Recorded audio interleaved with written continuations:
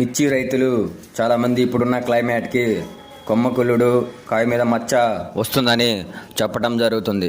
దాని నివారణకు కవాచి, ప్లాంటోమైసిన్, ఎరాగాన్ ఈ మూడు కాంబినేషన్గా కలుపుకొని స్ప్రేయింగ్ చేసుకోవడం వల్ల కొమ్మకుల్లుడు, కాయ మీద మచ్చ అనేది కంట్రోల్ అవ్వడం జరుగుతుంది.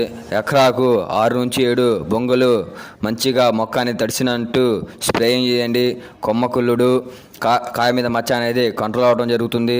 అదేవిధంగా ఎరగాన్ అనేది 250 ml, ప్లాంటోమైసిన్ 250 grams, కవాచి 250 grams ఈ మూడు కాంబినేషన్గా స్ప్రేయింగ్ చేయడం వల్ల కొమ్మకుల్లుడు, కాయ మీద మచ్చ అనేది కంట్రోల్ అవ్వడం జరుగుతున్నాయి.